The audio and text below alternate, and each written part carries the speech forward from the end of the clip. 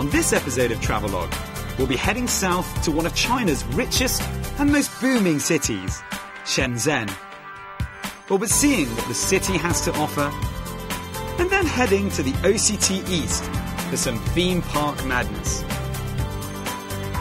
That'll be followed by catching a show at the China Folk Culture Village. And then hopefully we'll find some secluded beaches at Sichuan.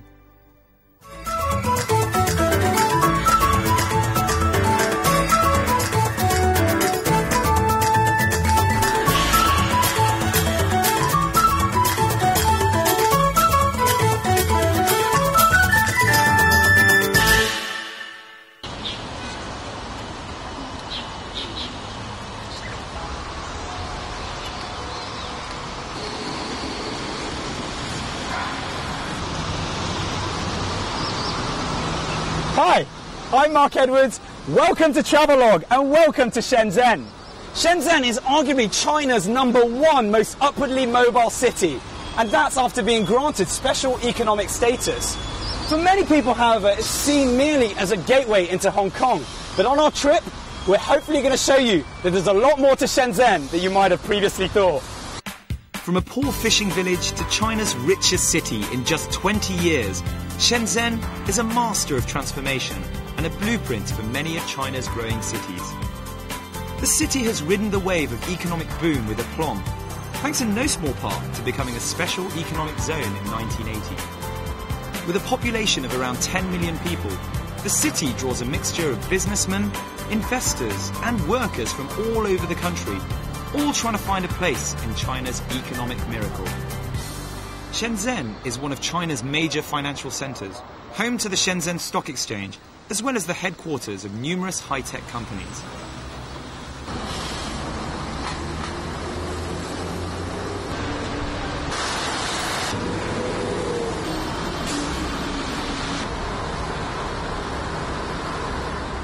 So you'll find that in Shenzhen they have these pedestrian walkways, so where people walk here on this side and people use bicycles here, which is why, one of the reasons why people in Shenzhen drive so fast, and there are a lot of these underground passageways rather than zebra crossings.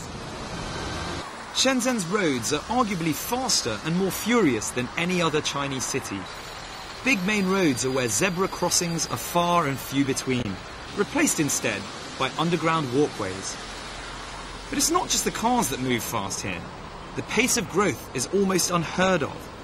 Today, a third of Shenzhen's income comes from exporting high-tech products.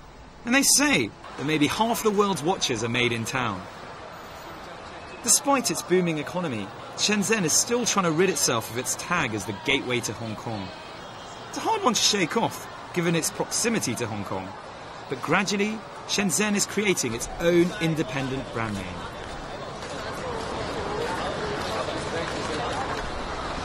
So for those of you who've never come to China, you're going to need a visa to get here. And for those of you who have been here, you'll know that visa renewals can be done in Hong Kong at the special administrative region of China that is Hong Kong. And the most effective and probably cost-effective way of doing it is to fly directly to Shenzhen, because you can just walk over the border rather than paying the huge taxes at the Hong Kong airport. So once you've headed across the border control from Hong Kong into Shenzhen via the main train station, just take 15 meters just over the main square towards the public coach station. There you can grab a coach directly to the airport. It'll take you around 40 minutes depending on the traffic and shouldn't cost you more than 20 RMB.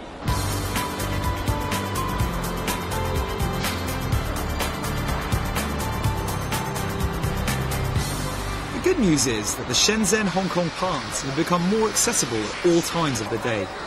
There are currently 6 land checkpoints between the two cities, and the only 24-hour pass is located at Lok Ma Chau. The most popular crossing point, due to its convenience of public transport on both sides, is where we were just then, Lo Wu, which is open from 6:30 AM to midnight. Tourists should note that a valid visa is required to enter Shenzhen or anywhere in China from Hong Kong.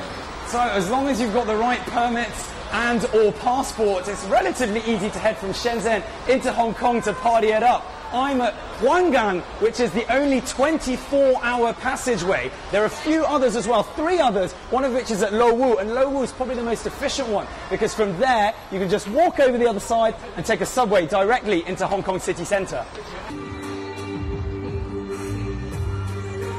With lower prices than in Hong Kong, it's no surprise that many of HK's tai-tais make their way over the border in Huanggang to Shenzhen's vast array of shopping malls.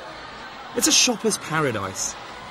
The main hub is at Dongmen, with its feast of department stores, boutiques and stalls. So as begets an international cosmopolitan city like Shenzhen, you'll find all of the major brands here. So we've got Zara, Sephora, in one of the dozens and dozens of shopping malls they have. Now, a lot of people like to come from Hong Kong and come and do their shopping here in Shenzhen because apparently some of the clothes, golf equipment as well, and lots of other things can be found at cheaper prices.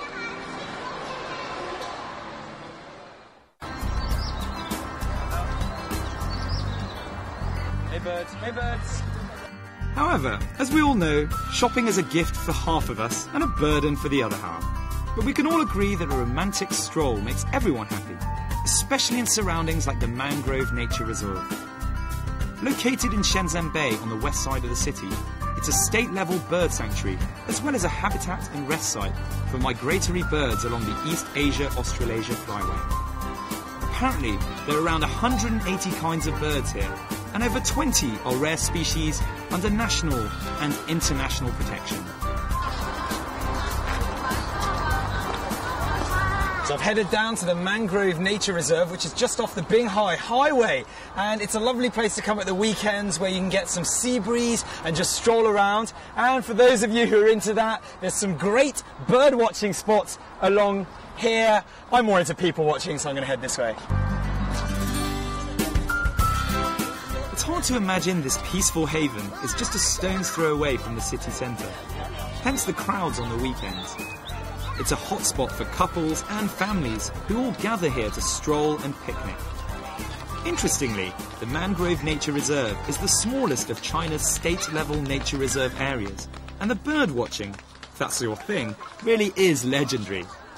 But if you're not into birds of the avian category, the park still provides fantastic coconut palm-shaded walks and views to die for across Shenzhen Bay.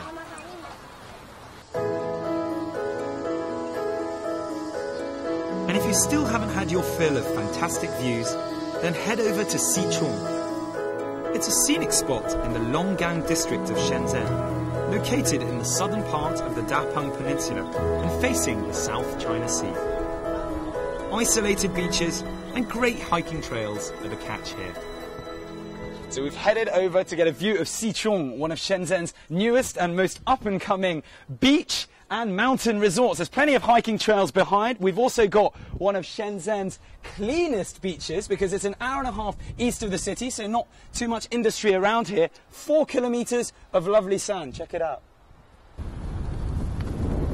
So for all you hiking fanatics and you want a little something a little different, you can check out the trails here. Now what they have is more of a wilderness wandering, I've renamed it, where you have people starting on the beach, making their way into the mountain and just airing around really. And here's a secret many don't know.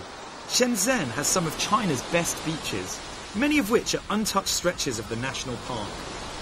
In 2006, Chinese Geographic magazine named the Dapeng Peninsula, where most of Shenzhen's beaches are situated, as one of China's top 10 most scenic coastlines. However, beaches like Dameishan and Xiaomeishan are often crowded with locals and tourists, which is what makes the stretch at Sichuan so refreshing. It's tranquil and offers a cleaner dip in the water, being more secluded.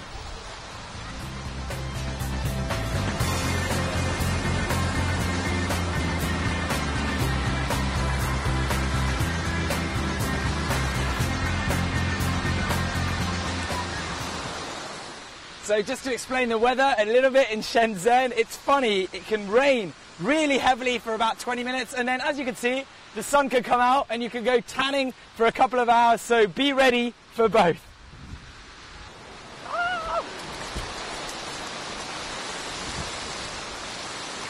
Ah! I don't want to get too wet. On this episode of Travelogue, we'll be heading south to one of China's richest and most booming cities, Shenzhen. We'll be seeing what the city has to offer, and then heading to the OCT East for some theme park madness. That'll be followed by catching a show at the China Folk Culture Village. And then hopefully we'll find some secluded beaches at Sichuan.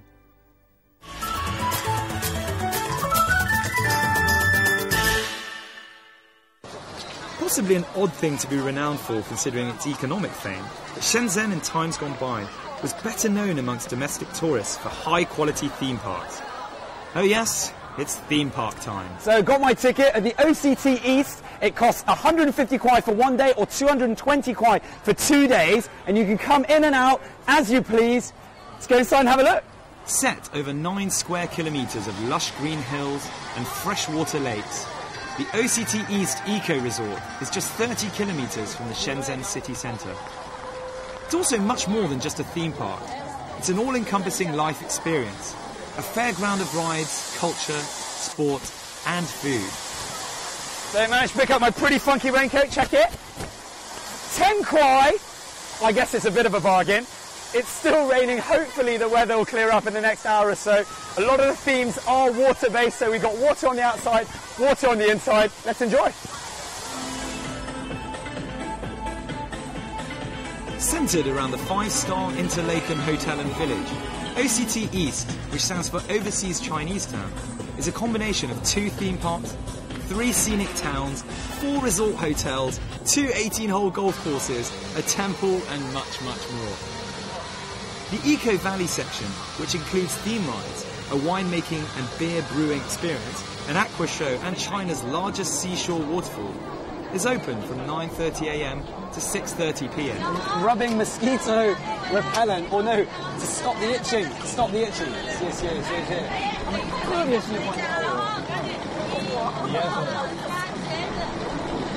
Watch out for the mozzies, watch out for the mozzies.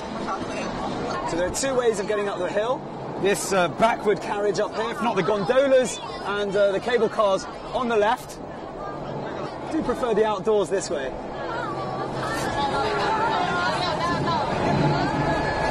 All the rides within the theme park are free, but be prepared to queue for a while. This is a popular resort, and the theme park section especially so. However, it's also a good chance to catch an impressive view of the resort.